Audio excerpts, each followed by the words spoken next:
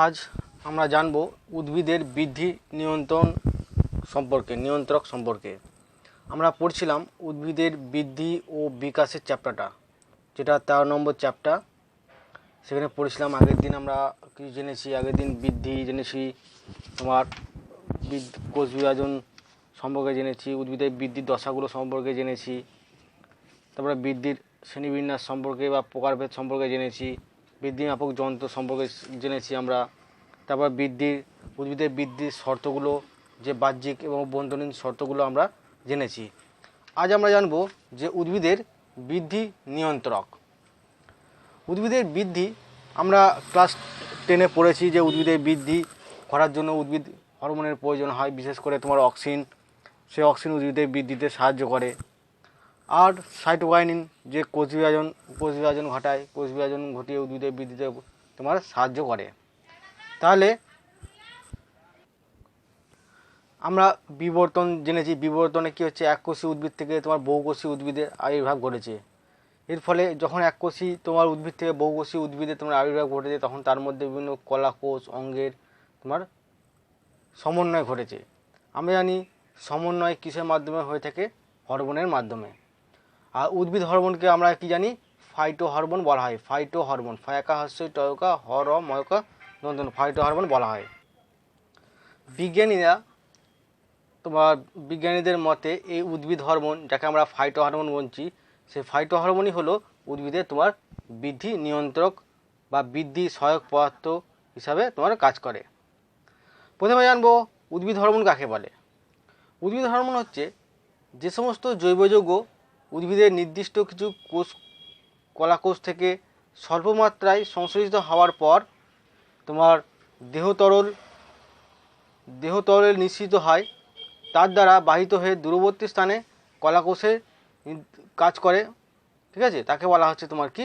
উদ্ভিদ হরমোন। আর যে সমস্ত জৈব যৌগ উদ্ভিদের নির্দিষ্ট কলাকোষ থেকে স্বল্পমাত্রায় সংশ্লেষ হওয়ার পর দেহতরলে নিঃসৃত হয় এবং তার দ্বারা দূরবর্তী স্থানে কোষের কার্যকারিতা নিয়ন্ত্রণ করে, তাকে বলা হচ্ছে তোমার কি? উদ্ভিদ হরমোন বা ফাইটো হরমোন। আমরা জানি যে উদ্ভিদ হরমোন প্রধানত 3 প্রকার। কি? অক্সিন, জিবরেলিন এবং সাইটোকাইনিন বা কাইনিন বলা হচ্ছে। এই উদ্ভিদ হরমোন যদি বৈশিষ্ট্য বলা হয়, উদ্ভিদ হরমোনের বৈশিষ্ট্য কি?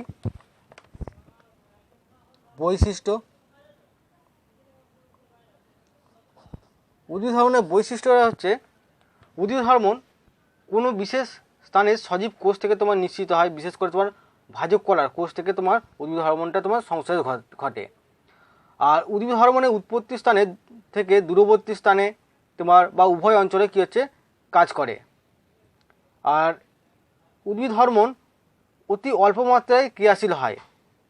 উদ্ভিদ হরমোন অতি অল্প মাত্রায় তোমার ক্রিয়াশীল হয় এবং কার্য সম্পাদনের পরে উৎসেচকটা কী হচ্ছে? তোমার নির্দিষ্ট উৎসেচক দ্বারা তোমার হরমোনটা ধ্বংসপ্রাপ্ত হয়ে থাকে। আর হরমোন কোনো কোনো ক্ষেত্রে তোমার একমুখী কাজ করে, উদ্ভিদের বৃদ্ধি বিকাশ নিয়ন্ত্রণ করে। একে তোমার অতিক্রিয়া ধর্ম বলা হয়। অতিক্রিয়া অতহসি করফারা হসি উন্তস্তায়কা, অতিক্রিয়া ধর্ম। তার মানে অতিক্রিয়া ধর্মটা কি হরমোনের? যে হরমোন কোনো কোনো ক্ষেত্রে একমুখী কাজ করে, যেমন উদ্ভিদের বৃদ্ধি এবং বিকাশ নিয়ন্ত্রণ করে, একে অতিক্রিয়া ধর্ম বলা হয়। যেমন কি অক্সিন এবং সাইটোকাইনিন একত্রে কি হচ্ছে? তোমার কেলাসের বৃদ্ধি করে। কেলাস মানে কি বলেছি? কোনো একটা কোষ বা কলা থেকে সেখান থেকে কোষ পুঞ্জ তৈরি হওয়া, তাকে বলা হচ্ছে কেলাস, ঠিক আছে? তাহলে উদ্ভিদ হরমোনের বৈশিষ্ট্যগুলো আমরা জানলাম। এবার আমরা জানবো যে উদ্ভিদ হরমোনের তোমার শ্রেণীবিন্যাস সম্পর্কে। শ্রেণীবিন্যাস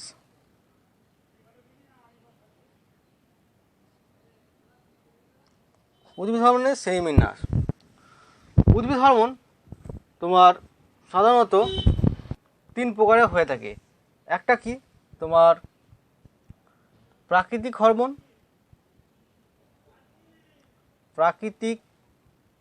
হরমোন। 2 নম্বর কি?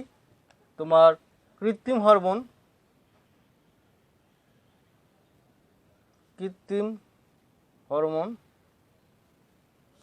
3 নম্বর কি? তোমার প্রকল্পিত হরমোন।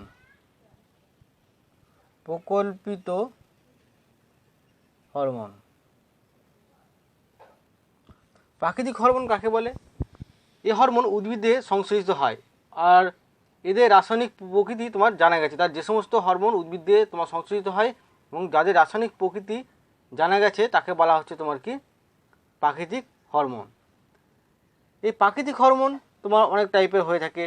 তোমার ইন্ডোল বর্গ, ঠিক আছে, ইন্ডোল বর্গবিহীন, তারপরে তোমার অনেকভাবে ভাগ করা যায়। প্রধানত যদি বলে প্রাকৃতিক হরমোনের উদাহরণ কি, তোমার অক্সিন, জিব্রেলিন এবং কাইনিন। তিনটে প্রাকৃতিক হরমোন হচ্ছে তোমার কি? অক্সিন, জিব্রেলিন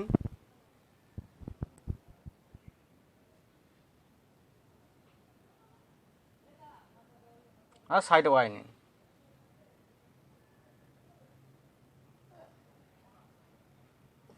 কৃত্রিম হরমোন কাকে বলে? এই হরমোন কি হচ্ছে তোমার পরীক্ষাগারে বা রসায়নাগারে প্রস্তুত করা হয়, যা উদ্ভিদের বৃদ্ধিতে সহায়তা করে। তাকে বলা হচ্ছে তোমার কি? কৃত্রিম হরমোন বলা হচ্ছে। কয়েকটা কৃত্রিম উদ্ভিদ হরমোনের নাম কি? তোমার আইপিএ, ইন্ডোল প্রোপায়োনিক অ্যাসিড। আর কি? তোমার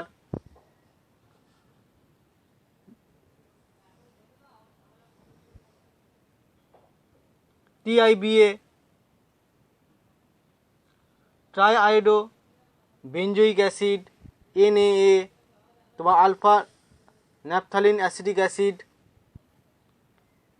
এগুলো হচ্ছে তোমার কি? কৃত্রিম উদ্ভিদ হরমোন। এছাড়া আছে 2,4-D, 2,4-ডাইক্লোরোফেনক্সি অ্যাসিটিক অ্যাসিড। এগুলো পুরো নামগুলো করবে তোমরা। এবার আমরা জানবো প্রকল্পিত হরমোন সম্পর্কে। এই হরমোনগুলোর উপস্থিতি উদ্ভিদ দেহে তোমার অনুমান করা গেছে, কিন্তু এদের পৃথক করা যায়নি। আর এদের কি হচ্ছে রাসায়নিক গঠন বা এদের ক্রিয়া পদ্ধতি জানা যায়নি।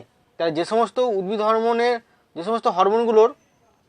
সমস্ত হরমোনগুলোর উপস্থিতি অনুমান করা গেছে উদ্ভিদ দেহে, কিন্তু এদের পৃথক করা যায়নি এবং কি হচ্ছে এদের রাসায়নিক গঠন ও ক্রিয়া পদ্ধতি জানা যায়নি, তাকে বলা হচ্ছে তোমার কি?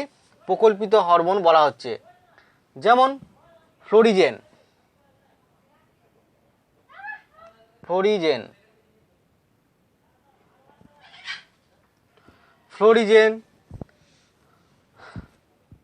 তারপর আর প্রকল্পিত হরমোন কি? তোমার ডরমিন, ডরমিন, ভার্নালিন,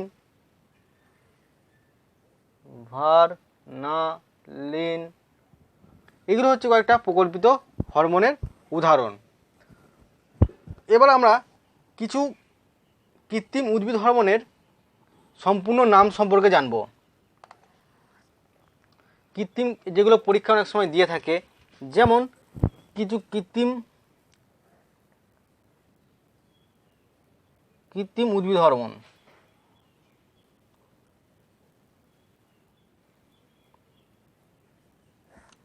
প্রথম হচ্ছে কি তোমার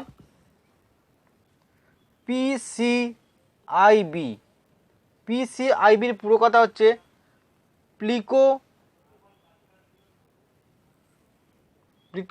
প্লিকোরোফেনক্সি আইসোবিউটারিক অ্যাসিড।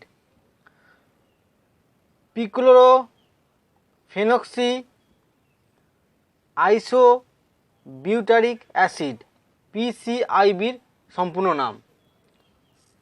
2 নম্বর কি?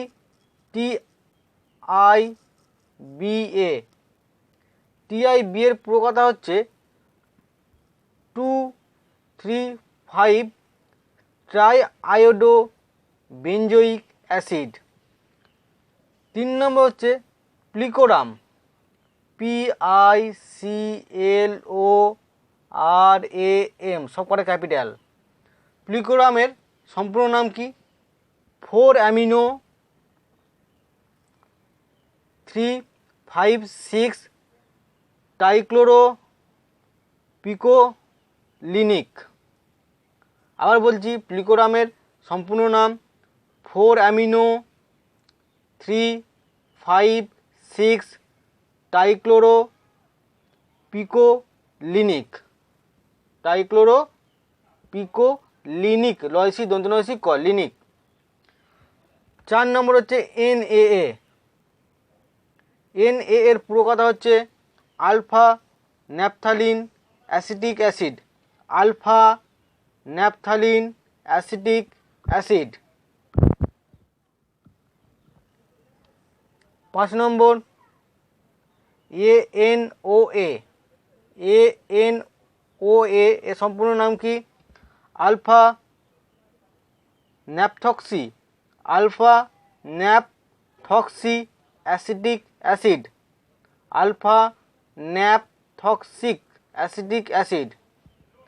তারপরে 6 নম্বর তোমার BNOA এর সম্পূর্ণ নাম কি? তোমার beta naphthoxy acetic acid, beta naphthoxy acetic acid. 7 নম্বর কি? 2,4-D। 2,4-D পুরো কথা হচ্ছে 2,4-ডাইক্লোরোফেনক্সি অ্যাসিটিক অ্যাসিড। তাহলে আমরা কিছু কৃত্রিম তোমার উদ্ভিদ হরমোন এর নাম সম্পর্কে জানলাম এবং তাদের পুরো নামগুলো জানলাম। এবার আমরা জানবো যে আমাদের যে প্রাকৃতিক হরমোন অক্সিন, জিবরেলিন এবং সাইটোকাইনিন তাদের উৎস, কাজ সম্পর্কে আমরা জানবো। এগুলো আমরা যদিও ক্লাস 10-এ পড়েছি, তবু আমরা আবার একটু জানবো। প্রথমে আসবো যে অক্সিন সম্পর্কে। অক্সিন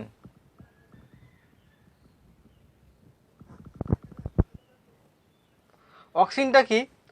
উদ্ভিদের বর্ধনশীল অঙ্গের অগ্রভাগে ভাজক কলায় তোমার উৎপন্ন যে জৈব ইন্ডোল বর্গের পদার্থ অল্প মাত্রায় উপস্থিত থেকে উদ্ভিদের বৃদ্ধি ঘটায় তাকে বলা হচ্ছে তোমার কি? অক্সিন।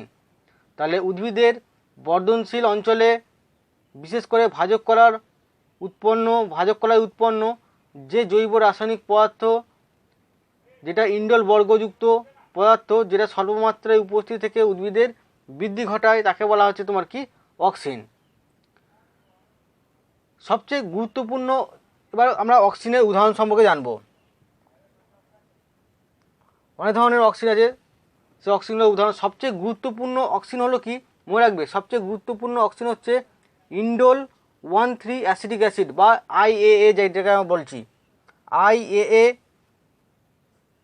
এটা হচ্ছে সবচেয়ে গুরুত্বপূর্ণ তোমার অক্সিন। সবচেয়ে গুরুত্বপূর্ণ অক্সিনের নাম কি? IAA। এর পুরো নাম হচ্ছে indole 1,3 acetic acid, indole 1,3 acetic acid, indole 1,3 acetic acid.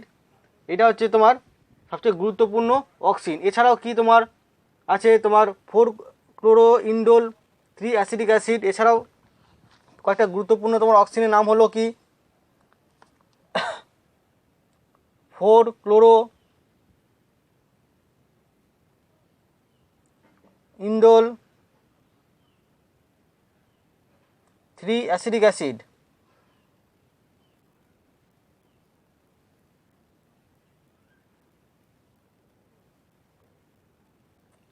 এছাড়া আর কি?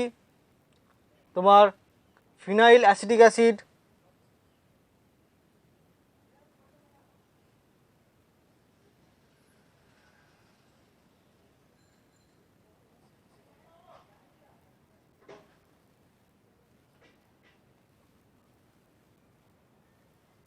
Phenyl acetic acid.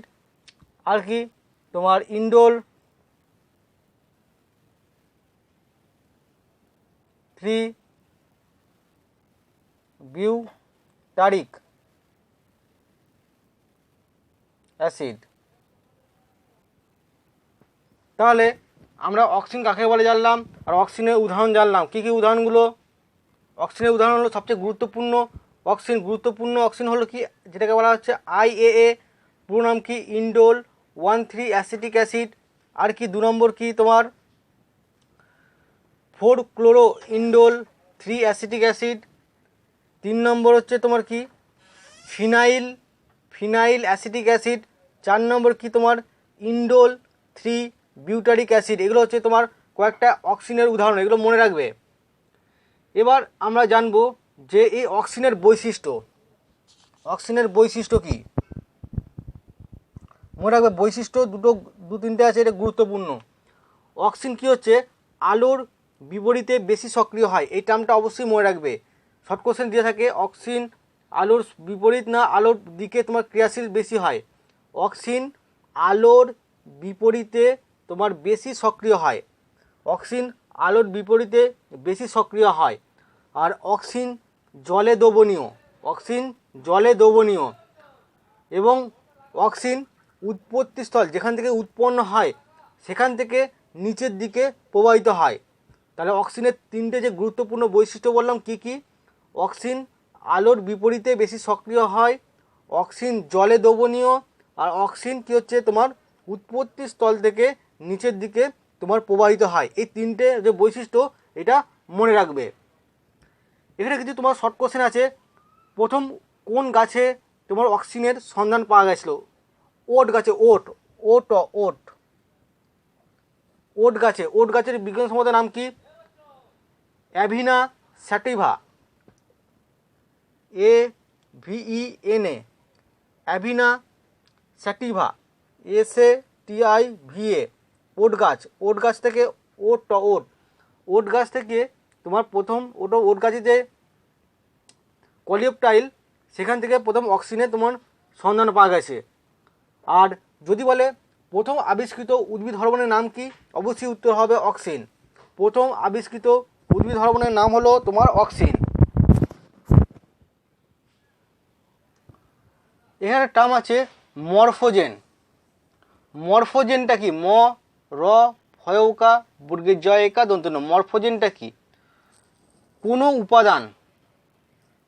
উপাদান তার অসম বন্টনে যদি জীবের বিকাশ নিয়ন্ত্রণ করে, মানে কোনো উপাদানের অসম বন্টনে যদি জীবের বিকাশ নিয়ন্ত্রিত হয় তাকে বলা হচ্ছে তোমার মরফোজেন। কোনো উপাদানের অসম বন্টনে জীবের যদি বিকাশ নিয়ন্ত্রিত হয় তখন তাকে বলা হচ্ছে তোমার মরফোজেন। অক্সিনও তোমার একটা হচ্ছে মরফোজেন রূপে কাজ করে। যদি একটা মরফোজেনের উদাহরণ কি তোমার অক্সিন, তাহলে একটা মরফোজেনের উদাহরণ মরফোজেনের উদাহরণ হচ্ছে তোমার কি অক্সিন। তাহলে মরফোজেন জানলাম এবং মরফোজেনের উদাহরণ জানলাম। কিছু বিজ্ঞানী, বিশেষ করে বিজ্ঞানী কোগল, তিনি বলেছিলেন যে আমাদের এই মানব যে মূত্র আছে, মানবদেহে যে মূত্র, সেখানে তোমার অক্সিজেনের উপস্থিতি তিনি কথা বলেছিলেন। বিজ্ঞানী কোগল তিনি মানুষের মূত্রে তোমার অক্সিজেনের উপস্থিতির কথা তিনি বলেন। সেটা কিন্তু ততটা পরীক্ষণীয়ভাবে ততটা আসেনি, তবে তিনি এই কথাটা বলেছিলেন। তাহলে আমরা কিছু শর্ট কোশ্চেন জানলাম, এগুলো মনে রাখবে। কোন গাছ থেকে তোমার অক্সিজেন প্রথম পাওয়া গিয়েছিল, তারপরে তোমার মরফোজেনটা কি, একটা মরফোজেনের উদাহরণ বলো যদি চাই, সেক্ষেত্রে এই শর্ট কোশ্চেনগুলো একটু মনে রাখবে। তোমরা যখন পরে ভিডিওটা দেখবে তখন কী হচ্ছে এগুলো নোট ডাউন করে রেখে দেবে। এবার জানবো অক্সিজেনের জৈব সংশ্লেষ।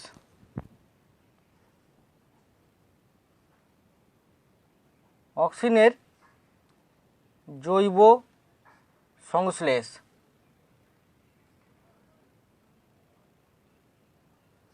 অক্সিজেন কী হবে তোমার সংশ্লেষ ঘটে জৈবিকভাবে। এখানে একটা শর্ট কোশ্চেন থাকে যে অক্সিজেন কোন অ্যামাইনো অ্যাসিড থেকে তোমার সংশ্লেষ ঘটে। অক্সিজেন তোমার ট্রিপ্টোফ্যান নামক অ্যামাইনো অ্যাসিড থেকে তোমার অক্সিজেনের সংশ্লেষ ঘটে। সেই জন্য তোমার অক্সিজেনের অগ্রদূত বলা হয় তোমার ট্রিপ্টোফ্যানকে। তাহলে ট্রিপ্টোফ্যানকে টয়ফলা হসি টয়কা ফজফলা আকা দন্তন্য। ট্রিপ্টোফ্যানকে অক্সিজেনের অগ্রদূত বলা হয়। অক্সিজেনের অগ্রদূত বলা হয়। অগ্রদূত কেন বলে? কারণ এই ট্রিপ্টোফ্যান নামক তোমার অ্যামাইনো অ্যাসিড থেকে তোমার অক্সিজেনটা সংশ্লেষ ঘটে, তাই অক্সিজেনের অগ্রদূত তোমার ট্রিপ্টোফ্যানকে তোমার বলা হয়। কী হবে তোমার এই যে জৈব ট্রিপ্টোফ্যান থেকে তোমার অক্সিন তৈরি হয়। এই ট্রিপ্টোফ্যান ডিকার্বক্সিলেজ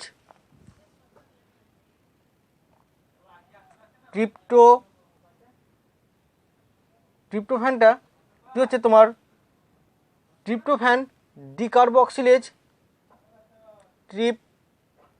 ট্রিপ্টোফ্যান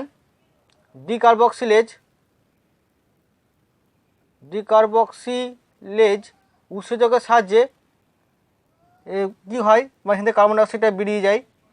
আর কি উৎপন্ন করে, ট্রিপ্টামাইন, টরেফলাসি প টয়াকা ময়াকা হর্ষই দন্তন্য, ট্রিপ্টামাইন তোমার উৎপন্ন করে। এই ট্রিপ্টামাইন আবার ট্রিপ্টামাইন অক্সিডেজ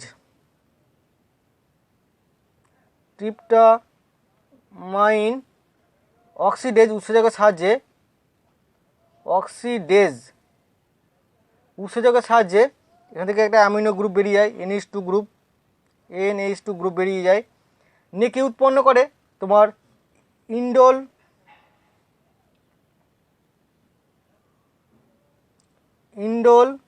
3 অ্যাসিটালডিহাইড। তাহলে ট্রিপ্টামাইন থেকে কি উৎপন্ন হলো, ইন্ডোল 3 অ্যাসিটালডিহাইড উৎপন্ন হলো। এই যে ইন্ডোল 3 অ্যাসিটালডিহাইড, এইটা আবার ইন্ডোল 3 অ্যাসিটালডিহাইড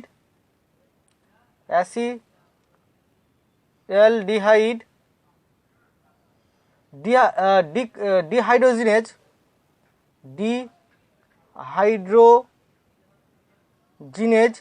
উৎসেচকের সাহায্যে কি উৎপন্ন করে তোমার ইন্ডোল অ্যাসিটিক অ্যাসিড বা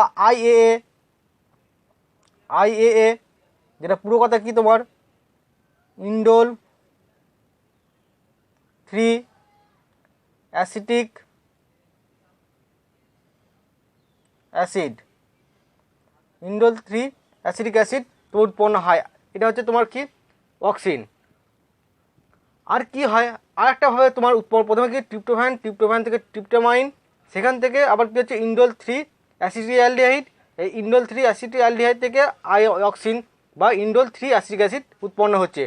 আর একটা পাথওয়ে থেকে তোমার এই ট্রিপ্টোফ্যান থেকে তোমার এই অক্সিন তৈরি হয়। সেটা কি, ট্রিপ্টোফ্যান ট্রান্সঅ্যামিনেজ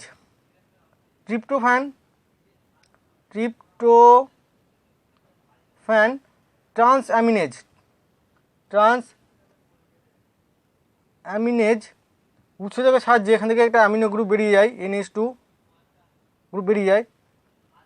ট্রিপ্টোফ্যান ট্রান্সঅ্যামিনেজ উৎসেচকের সাহায্যে কি উৎপন্ন হয়, indole 3 pyruvic acid indole 3 pyruvic acid উৎপন্ন হয়।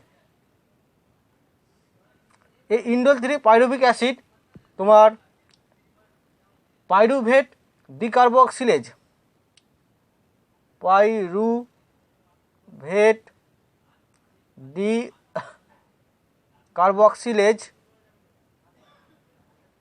উৎসেচকের সাহায্যে এখানে একটা কার্বন ডাইঅক্সাইড বেরিয়ে যায়, নিয়ে কি উৎপন্ন করে ইন্ডোল, আবার সেই ইন্ডোল 3 অ্যাসিটালডিহাইড উৎপন্ন হয়। আবার ইন্ডোল 3 অ্যাসিটালডিহাইড তোমার ইন্ডোল 3 অ্যাসিটালডিহাইড ডিহাইড্রোজেনেজ উৎসেচকের সাহায্যে তোমার ইন্ডোল 3 অ্যাসিটিক অ্যাসিড উৎপন্ন হয়।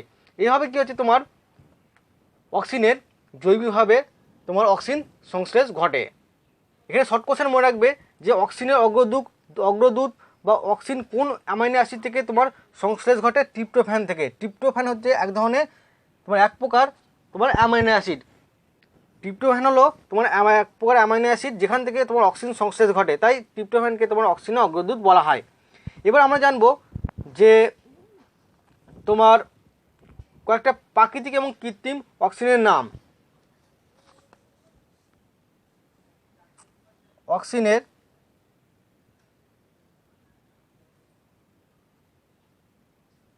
প্রকারভেদ।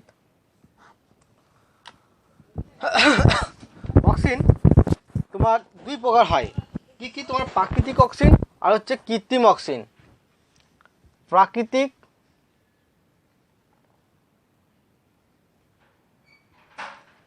অক্সিজেন, 2 নম্বর হচ্ছে তোমার কি কৃত্রিম অক্সিজেন। কৃত্রিম অক্সিজেন, প্রাকৃতিক অক্সিজেনের নাম কি? তোমার IAA, এর পুরো নাম কি আগেই বলেছি, indole 3 acetic acid. IPA, indole 3 propionic acid. তারপর কি PAA, ফিনাইল অ্যাসিটিক অ্যাসিড। তারপর কি CIA, 4 ক্লোরোইন্ডোল 3 অ্যাসিটিক অ্যাসিড। আর কি তোমার IBA, ইন্ডোল বিউটারিক অ্যাসিড। এগুলো হচ্ছে তোমার প্রাকৃতিক অক্সিজেনের তোমার উদাহরণ। কৃত্রিম অক্সিজেনের নাম কি? তোমার NAA, naphthalene acetic acid. Naphthalene acetic acid. 2,4-D, ডাইক্লোরোফেনক্সি acetic acid. তারপর কি 2,4,5T, ক্যাপিটাল টি। এর পুরো কথা কি?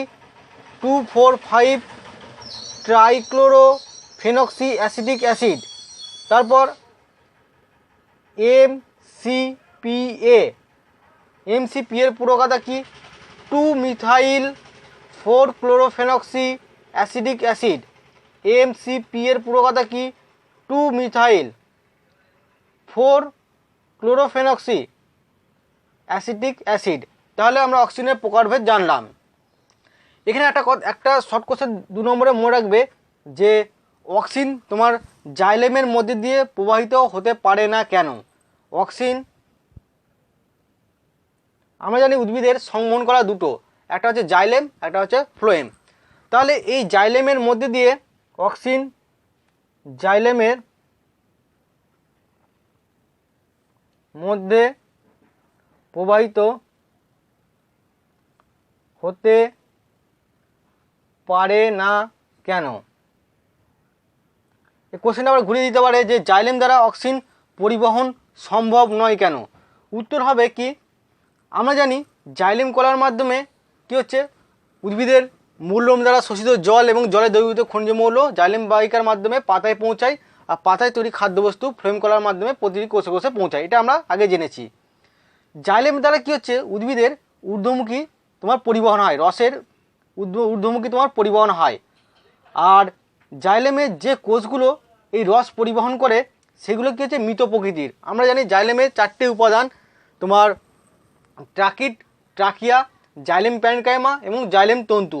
তার মধ্যে 3টে কলাই মৃত, ট্রাকিড, ট্রাকিয়া এবং জাইলেম তন্তু মৃত, সেই জন্য জাইলেমকে আমরা মৃত কলা বলে থাকি।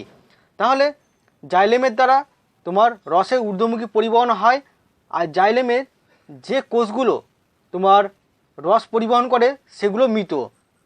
আর এই কোষগুলো মৃত হওয়ার জন্য এরা কী হচ্ছে, মৃত কোষ শক্তি উৎপাদন করতে পারে না, কিন্তু অক্সিজেন পরিবহনের জন্য শক্তির প্রয়োজন হয়।